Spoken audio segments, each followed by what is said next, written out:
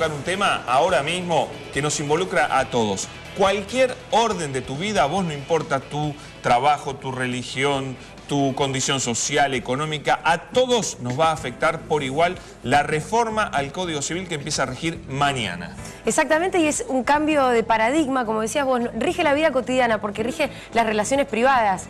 Los que estudiamos Derecho vamos a tener que volver a estudiar Civil 1, Totalmente. contrato, familia, porque todo esto cambió y cambió el paradigma. ¿Qué cambia? Todo lo concerniente al matrimonio, al divorcio, el acuerdo de bienes con respecto a los hijos, después también el tema de, por ejemplo... Bueno, todo la de que persona nacemos por hasta que nacer. nos morimos. Claro, cuándo empieza la vida de una persona, Uno de los qué temas pasa cuando te polémicos morís también, la herencia, es decir, todos los órdenes, el Código Civil, ¿qué hace? Regir la vida de cada uno de nosotros, ¿no? Sí. La vida social, y la vida de pareja, la vida propia, bueno, todo eso cambia, por eso tenemos expertos que nos van a ayudar a explicar. Pero para ordenar el debate, porque son muchos los temas y todos apasionantes, ¿no? Todos muy apasionantes, el señor Jorge García nos va a ir ordenando de a poquito y cuando volvamos les presentamos a nuestros invitados. Jorge, bienvenido. Hola, muy buenas tardes. ¿Qué? Como dicen ustedes, nosotros siempre hablamos del Código Procesal, hablamos del Código Penal, pero esto que por ahí nos pasa de costado y no le prestamos atención, y como bien vos decís, y como bien dice Julia, tiene que ver con derechos y obligaciones de nuestras vidas y de cómo nos manejamos con nuestros pares. Tuvo una discusión que en el Parlamento se llevó en el año 2012 y finalmente se termina aprobando, había que actualizarlo. Bastante tiempo había pasado, más de 150 años. Nuevo Código Civil. Aquellas personas que nos están mirando y tienen dudas, nosotros pusimos, tanto en la cuenta de Minuto 1 en Twitter como en la de C5N, ustedes nos pueden hacer llegar alguna duda durante el día, estuvimos respondiendo, estamos tratando, porque esto se pone en marcha en las próximas horas, incluso tenemos artículos publicados en Minuto 1. Yo diría, a ver, tenemos varias opciones para ir presentando. Este fue el momento de la votación. Pero se van a sorprender desde algo que nosotros acabamos de publicar, que es un artículo del 647. Tengan en cuenta que acá se unifica el Código Civil, el Código Comercial, casi 3.000 artículos. Uno de ellos, por ejemplo, el 647. Yo soy papá. Pregúntense en casa si aquellos que son papá o aquellos que han sido hijo acerca de cuando nos llamaban la atención y un chirlo. Yo quiero Ustedes advertirle saben algo. que no se puede, a partir de este nuevo Código Civil, no se puede dar un chirlo. En este sentido lo estoy diciendo. Desde mañana no se le puede pegar a los hijos, así que guarda hoy los chicos, ahí detrás de cámara hay unos chicos, guarda porque hasta hoy a las 12 de la noche les pueden pegar. Sí. Ya mañana no les pueden mañana pegar. Se pudre hoy hasta las 12 les pueden pegar, así que guarda. Bueno, los sopapos que hubiese zafado yo y yo ni te cuento. Bueno, pero esto habla de una modernización, ¿no? Respecto de cómo se comprende a los niños, cómo se comprende a la mujer. Yo que lo tomo de esta manera, por ahí como para que miren el cuadro que acá la gente de producción, tanto Charlie como Leandro nos han hecho acá un dibujo un poco de las ideas, pero yo decía, para entender este cambio, comienza esta discusión dentro de una familia, un niño llamado a atención, ¿cómo era antes? ¿Y qué va a pasar? ¿Va a tener un niño derecho? Sí, un niño va a tener derecho de llamar la atención, incluso llegar a un abogado y discutir este tema acerca de un castigo.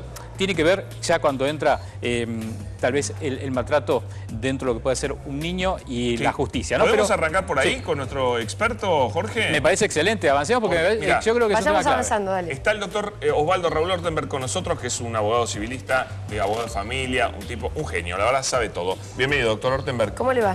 ¿Estaba permitido, era legal pegarle a los chicos antes? Eso yo la verdad No, estaba prohibido antes del código. Ya había salido una ley por la cual se le prohibía malos tratos, pegarle o humillarlo.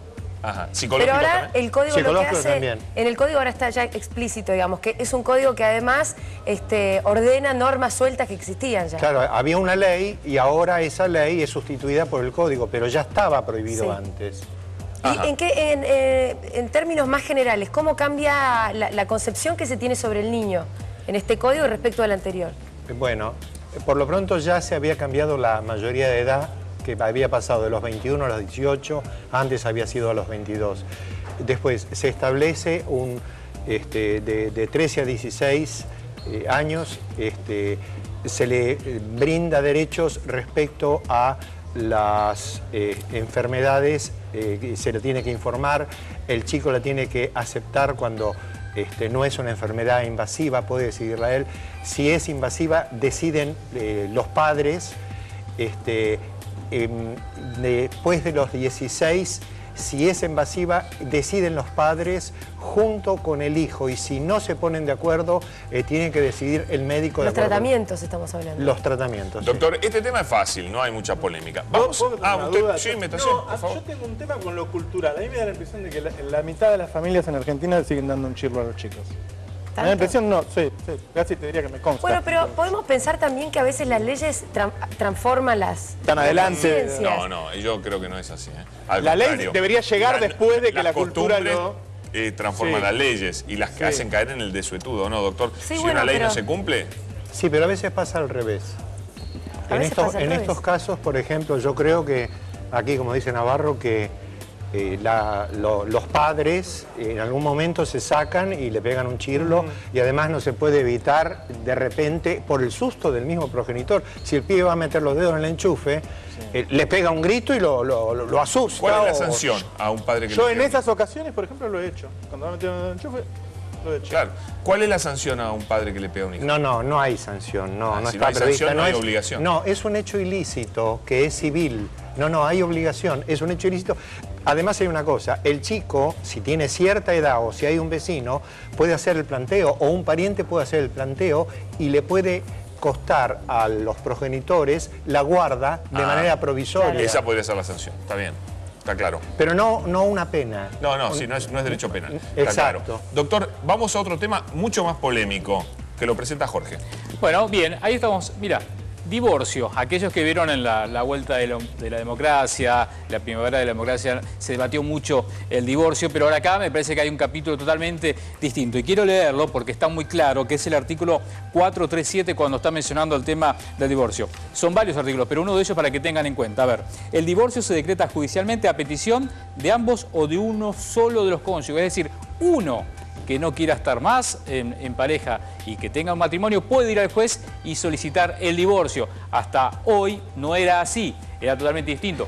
Había que llevar un procedimiento y había 2 o 3 audiencias. Digamos, el juez tenía la obligación de mantener esa unidad familiar. Acá cambia totalmente. Uno de los dos dice, señores, yo no quiero más, va y se presenta y comienza un proceso. Y no tiene que explicar tanto, ¿no? Porque antes había que demostrar la culpabilidad de quién había sido. Exacto. Y además un plazo mínimo para estar casado. Totalmente. Para poder divorciarse había que esperar. En principio se acabó la extorsión de un cónyuge al otro. No te doy el divorcio, doctor. Eso se acabó. Desaparecieron las causales de divorcio.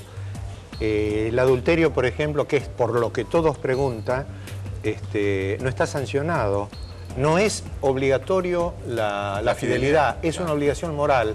Y se puso obligación moral porque en el proyecto no figuraba ni siquiera como obligación moral, seguramente por influencia de la Iglesia. Pero no hace falta dar explicaciones acerca de por qué uno quiere divorciarse. Pero no es divorcio exprés como salió al principio. ¿Por qué? Porque no basta con decir que quiere divorciarse, sino que tiene que expresar o proponer las consecuencias que el divorcio trae aparejada. ¿Qué pasa con los chicos? ¿Qué pasa con los bienes? ¿Qué pasa con los alimentos? ¿Qué pasa con la asignación de la vivienda familiar? Si no lo hace, el juez le dice, espere, hágalo. ¿Esa propuesta está sujeta a la aprobación de alguien en especial? El asunto es así. Una vez que hace esa propuesta, notifican a la otra parte, y si la parte está de acuerdo, es divorcio exprés. Lo mismo si están de acuerdo antes, o si tienen una convención matrimonial con los que los dos están de acuerdo. Si no está de acuerdo. Y si no está de acuerdo, ahí es un juicio controvertido. El asunto es que tienen que ponerse de acuerdo en cómo va a ser la vida después del divorcio, pero no tienen que explicar nada de lo que haya pasado antes. Exacto. Lo que desaparece es la vergüenza de decir las causales, porque en realidad que el matrimonio se rija por obligaciones jurídicas, el fundamento del matrimonio tiene que ser el amor, no la ley. Totalmente, pero doctor, me quedo enganchado con eso. ¿Qué pasa en ese juicio controvertido? Del resultado de ese juicio depende la sentencia de divorcio. No. El divorcio se da sí o sí. Lo que pasa es que respecto a aquellos puntos que no son el pedido de divorcio, nos peleamos, tranquilo. Se pelean y decide el juez. Pero cada uno hace su vida. No hay más ese problema que había antes, que si vos no te divorciabas, estabas separado, salías con otra persona, podían usarlo eso en tu contra. Exactamente. ¿No? ¿Y en la distribución de bienes cambia algo? No. No, la distribución de bienes, Sí, perdón. Cambia, pero... Sí, en cuanto a que ahora Cambia. existen acuerdos prenupciales y Claro, todo otro régimen. Hay dos sistemas. En cuanto al sistema anterior, que era el de que todos los bienes que ganaba cualquiera de los cónyuges entraban en la sociedad conyugal y cuando terminaba la sociedad conyugal, sea por muerte o por divorcio, era 50-50, eso sigue. Salvo que, esto es lo nuevo, hagan una convención. Se hace un convenio prematrimonial y en el convenio se puede poner que lo que cada uno gana es un bien propio de cada uno y cuando termina el matrimonio, cada uno se lleva todo lo que introdujo al matrimonio como producto de su trabajo. ¿Y eso es un cambio notable. ¿No hay más bienes gananciales en ese caso? ¿No hay en nada ese caso no hay ¿Y bienes ahí no gananciales. pierde el ama de casa que no puede demostrar cuánto vale su trabajo? Bueno, lo que pasa es que ahí el código Pero es tiene que, nuevo. tiene que expresar su voluntad. O sea que si no quiere, no. Tiene que ser con el acuerdo de los dos. Claro, tiene que ser con el acuerdo de los dos, pero el tema es así. Ahora el ama de casa no tiene lo que se llamaba capitis diminutio, ahora la mujer trabaja. Entonces, es una puesta al día de la situación social. El sistema de bienes gananciales era para cuando la mujer se dedicaba a la casa y el hombre se dedicaba a proveer, que es el sistema patriarcal. Claro. En la sociedad ese sistema viene cayendo, tanto es así Totalmente. que hay una mujer en este lugar y que hace 50 años era casi impensable. Es verdad. Sí, pero vuelvo a lo mismo de hoy. A mí me parece que pensamos en la capital, en los grandes centros urbanos. Todavía hay mucho Pero si Argentina ella no con ama quiere. de casa y con... La, Sí, no, la es ama verdad. de casa queda un poco desprotegida con Pero, este chicos, nuevo paradigma, que yo entiendo lo que usted dice. Ahora se entiende que la mujer salió a trabajar, pero no todas. Pero muy simple, la mujer que no trabaja no firma este acuerdo. No, pero prenupcial. además, A ver si me permitís un segundo, no solo eso, Pablo. sino que Sí. para hacer el convenio tiene que intervenir un escribano y se le tiene que explicar a cada parte en qué va a consistir y las consecuencias. Para que no se aproveche un hombre de una mujer Claro. que no entiende lo que está firmando. Lo que va a ocurrir es que los abogados vamos a ser consultados antes del matrimonio, cosa que ahora prácticamente no ocurre. Claro, sin duda. Jorge quería Jorge aportar quería algo. agregar. No, Sí. porque me parece que, a ver, cuando, digamos, transcurren 10 o 15 años y sí que hay activos que generan, si bien el hombre puede ser que aporte o bien puede ser la mujer, definitivamente ese concepto de bienes gananciales tal vez no sea de esa manera. Pero cuando se lleva adelante el proceso de divorcio, sí el juez, y tiene que haber un proceso. Es cierto que la voluntad tiene que partir de uno de los dos. Dice, señores, yo me quiero divorciar, pero para que se finalice ese divorcio, tiene que haber un proceso. Y en ese proceso donde va, entiendo yo, a haber una negociación, porque si durante 10 o 15 años, es cierto, trabajó uno de los dos y el otro no, digo, tiene que haber una distribución justa, y me parece que ahí es donde vamos a ver la mano del buen juez ayudando y asistiendo, si no, Claro. uno de los dos va a quedar en camino y perdiendo, y lo ¿Por mismo qué? va a ser. ¿Por qué? No necesariamente. No, y a ver, porque suele ocurrir, vayamos al caso que me parece que el tema de una mujer que por ahí porque posterga su carrera o decide ser ama de casa durante un periodo de tiempo, por ahí no trabaja. Y durante esa época, ¿quién es el Bueno, el pero que nadie lleva? la obliga a firmar, ¿entendés? Es optativo No, este vos- régimen. Guarda, es optativo. Vos Si que- ella quiere, accede a este régimen. Y si no, va por el sistema anterior, que le da mucha más protección. Me parece que hay... Es tan simple como El eso. juez no hay- puede modificar el convenio. ¿Se puede porque- poner alguna cláusula de cuando rompes el matrimonio que uno le tenga que pagar al otro? Como ocurre en los Estados Unidos, por ejemplo. Se puede poner una cláusula, sí. Se puede poner una cláusula indemnizatoria, es decir, Sí, los bienes son salvo propios, que- pero yo te doy a vos 2 millones, no sé, tanto cuando nos divorciamos. Salvo que atente contra el orden público, la moral y las buenas costumbres. ¿Sigue Es decir, existiendo esa se fórmula? puede poner... ¿Sigue existiendo esa fórmula? Sí, por supuesto. Esa fórmula debe existir en todos los códigos ¿Para del evitar mundo. qué, doctor? Para evitar que se realicen actos inmorales, vender, por ejemplo, un riñón. Tanto es así, por ejemplo, que en el proyecto y en el anteproyecto estaba lo que se llamaba alquiler de vientres, que no entró como alquiler de vientres, sino como préstamo de vientre. Se sacó directamente. Ya vamos Porque- a entrar en ese tema. Sí. No se adelante porque ese tema es para dedicarle un ratito. Sí. Pero básicamente entonces uno puede optar por cualquiera de los dos sistemas. Si la mujer se considera desprotegida, no entra en ese sistema, o establece una cláusula de que cuando se produzca el divorcio reciba una determinada cantidad de dinero. Sí, pero el juez lo puede considerar que es antiético. Los jueces ahora tienen más facultades. Los jueces de familia van a tener que trabajar el doble, porque además los convivientes también tienen derechos y obligaciones. ¿Nuevos? Y son nuevos porque antes no lo tenían. Antes los convivientes eran concubinos que estaban perseguidos por la ley. Porque Claro. en la época en que se hizo, fue en el siglo XIX, era un pecado. Y la transformación es en hecho ilícito para el codificador, para Vélez Sarsfield. Ahora no. Después de 2 años se tienen derechos y obligaciones. Y antes de los 2 años también se tienen derechos y obligaciones que las convenciones entre las partes, porque los convivientes también pueden hacer convenciones, no pueden dejar de lado. Después, las convenciones se pueden modificar después del año de matrimonio. Se pueden modificar las veces que quiera. Ok, está muy bien eso. Jorge, otro tema. Sí, a ver, quería hablar un poco también de la economía, los contratos, se menciona el tema de alquileres y el tema que fue en su momento debate acerca de la especificación.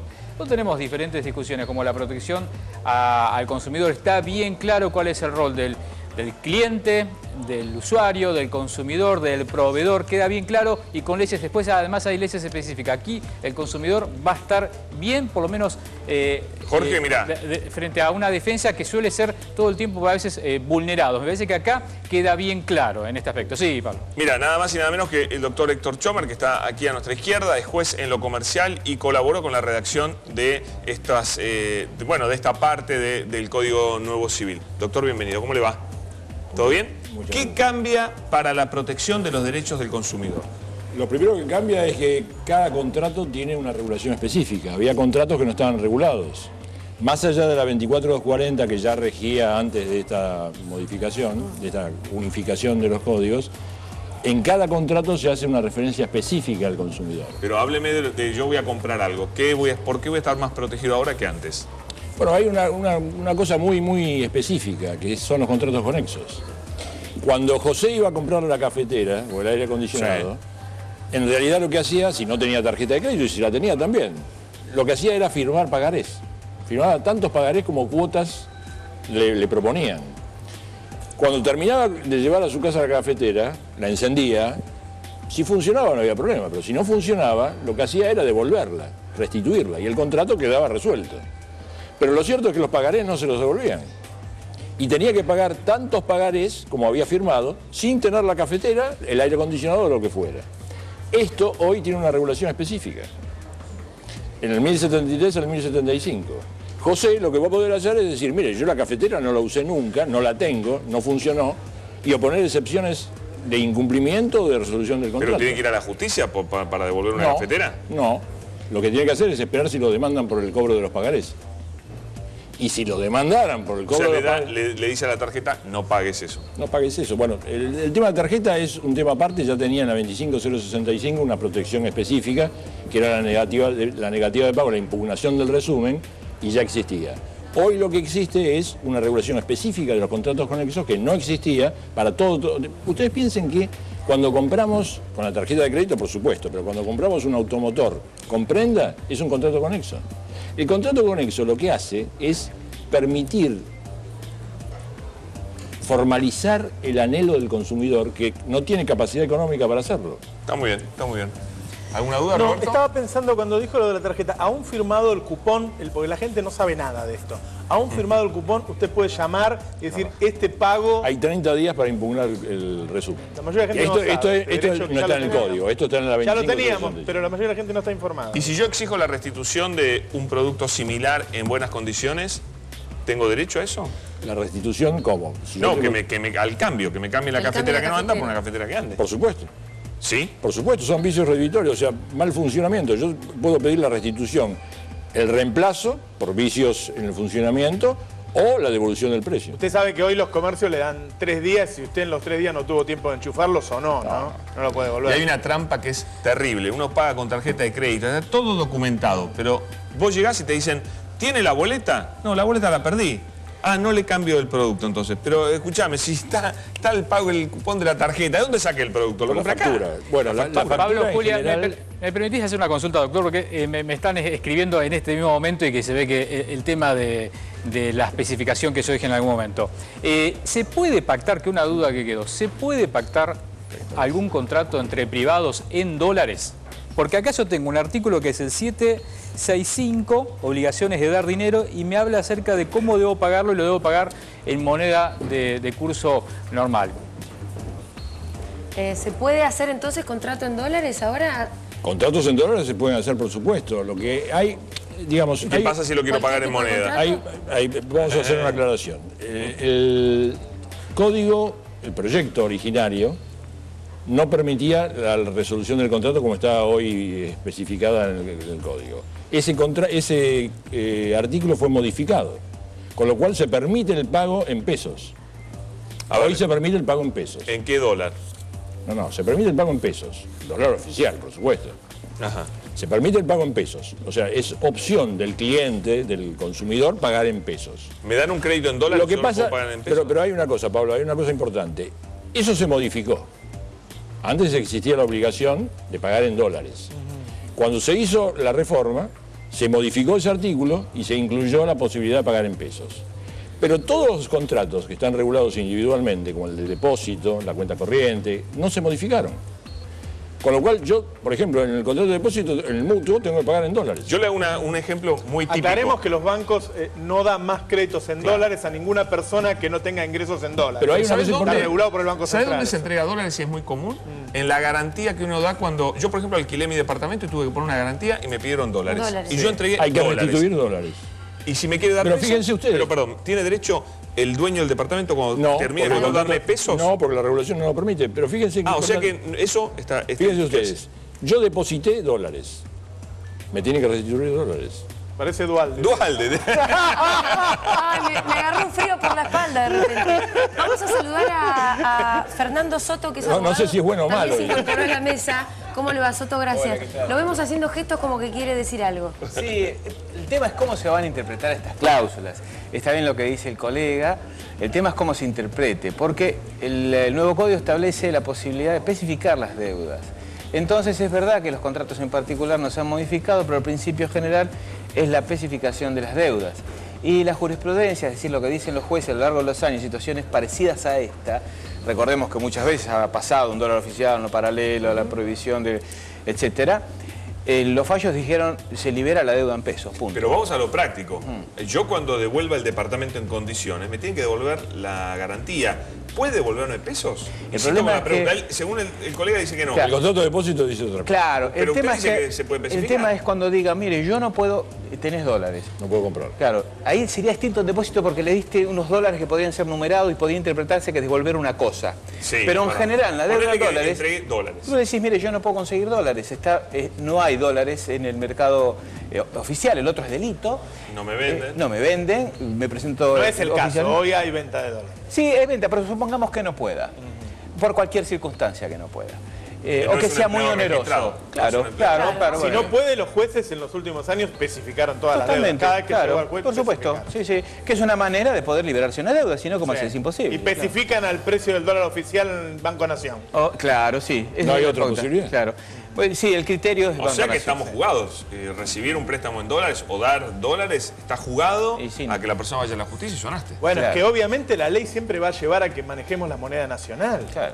La ley apunta a eso. Yo no creo que sea una discusión filosófica. Yo digo en lo práctico, sepamos sí. lo Bueno, que... hasta hace no mucho era muy normal es que no es hubiera filosófica, alquileres en dólares. es económica, porque el descalabro de 2001 tuvo que ver con eso de los precios de los dólares. Si vos no hubieras tenido dólares en el medio del problema de 2001, no hubieras tenido la crisis que tuviste. Es económico el concepto. Económico, sí. No digo filosófico en cuanto al dólar y demás. Hasta hace no mucho yo decía recién que era muy común que hubiera alquileres en dólares. Y viene con el 1 a 1 cuando regía el... No, pero el hasta código. hasta hace dos, Sí, hasta hoy antes. por suerte ya no existe más.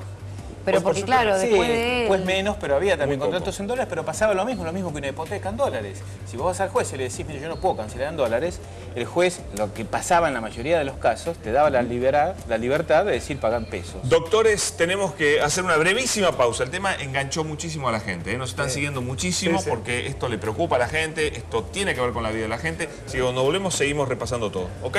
¿Parece bien? Muy bien, además.